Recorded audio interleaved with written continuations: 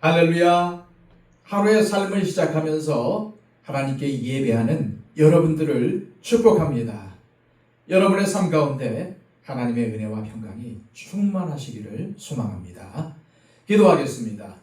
아버지 하나님, 우리를 부르셔서 의롭게 하시고 하나님의 자녀로서 당당하게 살아가게 하심을 감사합니다. 하나님, 오늘도 우리가 예배로 주님 앞에 무릎 꿇습니다. 오늘 하루의 삶을 온전히 주님께 맡깁니다. 주님, 우리의 삶을 인도하시고 우리의 인생을 지도하여 주시옵소서. 오늘도 허튼 데에 시간을 보내지 않도록 하여 주시고 오늘도 영생을 이루는 일에 하나님의 뜻을 세우는 일에 우리의 시간과 우리의 열정을 쏟게 하여 주시옵소서. 오늘도 하나님의 말씀에 순종하며 주님과 동행하는 삶을 살기를 원합니다. 주님, 오늘도 우리의 삶을 붙잡아 주시고 말씀 안에 거하도록 우리의 발걸음을 인도하여 주시옵소서. 예수 그리스도의 이름으로 기도하옵나이다. 아멘. 다 함께 찬송가 461장 찬양 드립니다.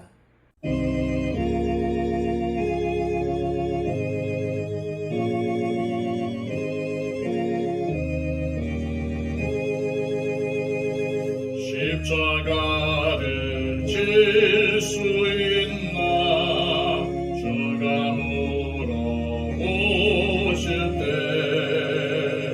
죽기까지 따르우리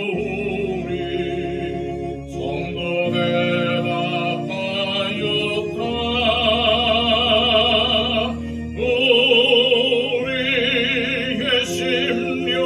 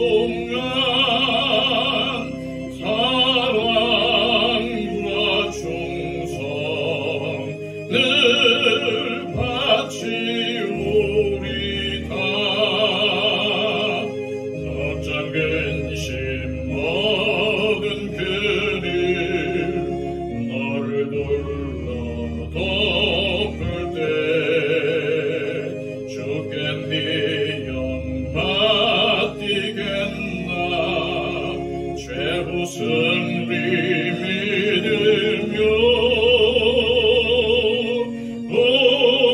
우리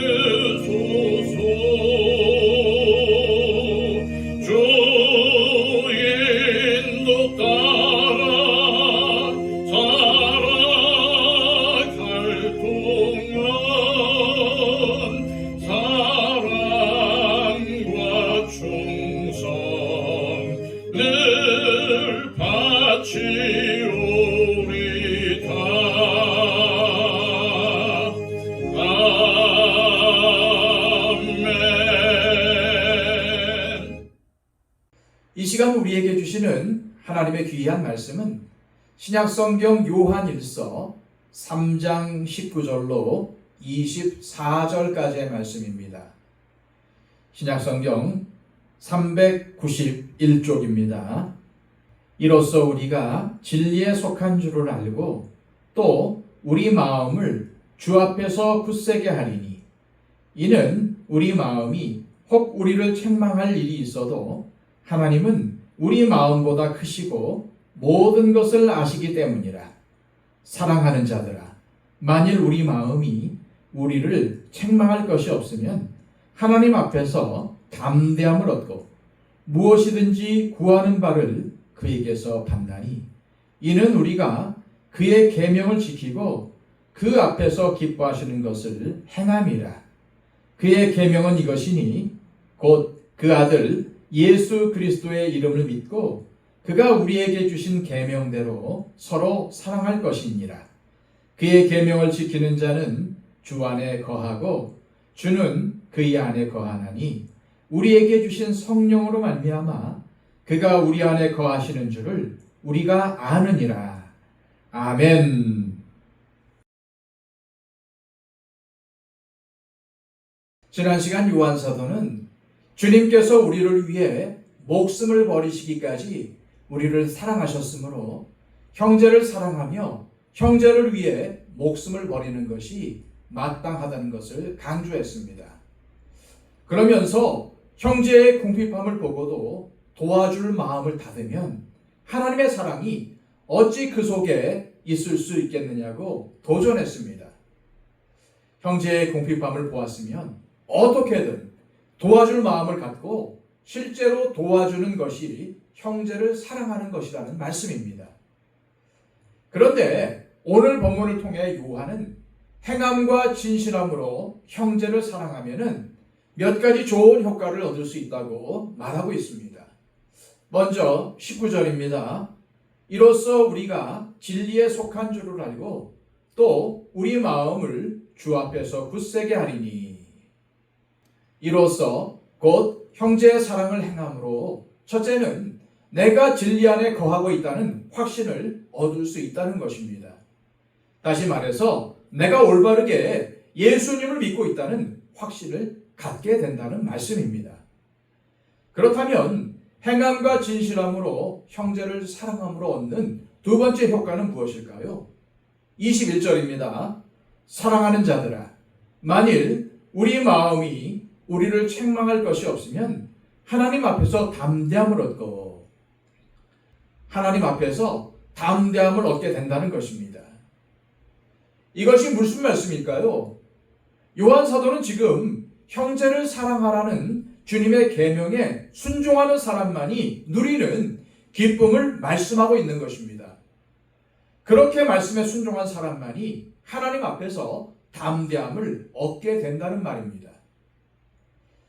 여기서 담대함이라고 표현된 말은 자신감 혹은 당당함으로 바꿀 수 있습니다. 그래서 형제 사랑을 행하는 사람은 신앙생활이 자유롭고 활기차게 되어 있습니다. 기쁨이 있다는 것입니다. 기죽지 않고 당당하다는 것입니다. 다시 말해서 하나님의 말씀에 순종하는 삶을 살았기 때문에 누리는 평안과 기쁨을 표현하는 말이 바로 담대함이라는 말입니다. 저와 여러분 모두 이런 신앙생활을 하기를 축복합니다. 그런데 우리는 주님의 말씀에 순종하며 이렇게 담대함과 기쁨으로 충만한 신앙생활을 하기를 원하지만은 온전히 순종하지 못하는 나 자신을 발견하고는 죄책감과 죄송함이 우리의 마음속에 자리 잡는 것을 느낍니다. 그러다 보니 행함과 진실함으로 사랑하지 못하고 나누며 베풀지 못하는 내가 참된 그리스도인이 아닌 것처럼 느껴지고 신앙생활이 불편하게 느껴지는 것입니다. 그렇다면 이런 상황에 대해서 요한은 어떻게 고면하고 있을까요? 20절입니다. 이는 우리 마음이 혹 우리를 책망할 일이 있어도 하나님은 우리 마음보다 크시고 모든 것을 아시기 때문이라. 이 말씀은 이렇게 갈등하고 힘들어하는 우리에게 주시는 성령님의 음성입니다. 하나님께서 우리 마음보다 크시다는 것입니다. 더 나아가 하나님은 우리의 모든 것을 다 아신다는 것입니다. 무슨 말씀입니까? 이 말씀은 하나님께서 우리의 마음의 방향을 아신다는 것으로 이해할 수 있을 것입니다. 비록 우리가 형제를 행함과 진실함으로 사랑하지 못하며 살고 있지만 우리 마음의 방향이 주님께 향해 있다는 것을 주님께서 아신다는 의미가 아니겠습니까? 따라서 주님의 말씀대로 잘 살지 못하는 일로 인해서 괴로워하고 자책하면서 살아가는 것은 주님께서 우리에게 원하시는 삶이 아니라는 것입니다.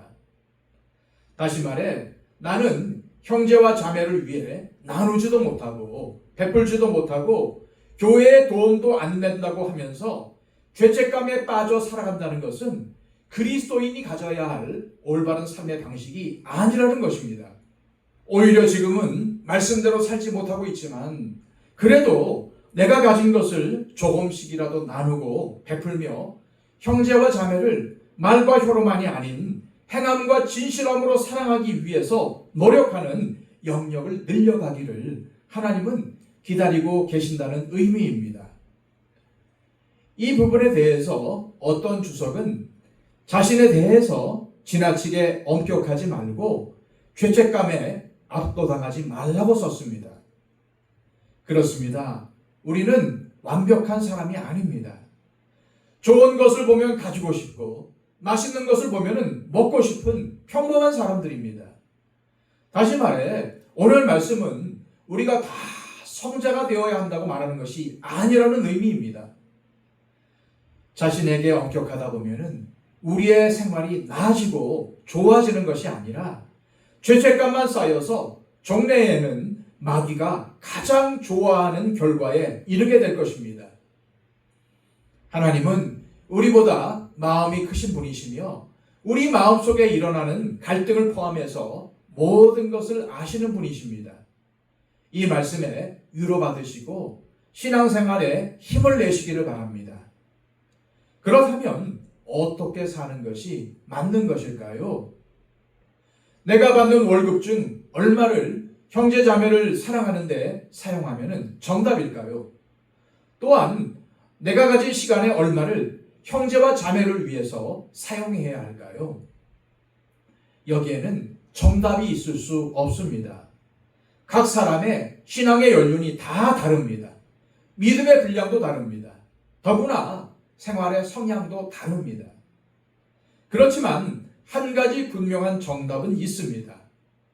그것은 예수 그리스도의 사랑을 받은 우리는 형제를 말과 혀로만 사랑해서는 안 된다는 것입니다. 내가 할 수 있는 것으로 사랑하려고 노력하는 사람이 되어야 한다는 말입니다.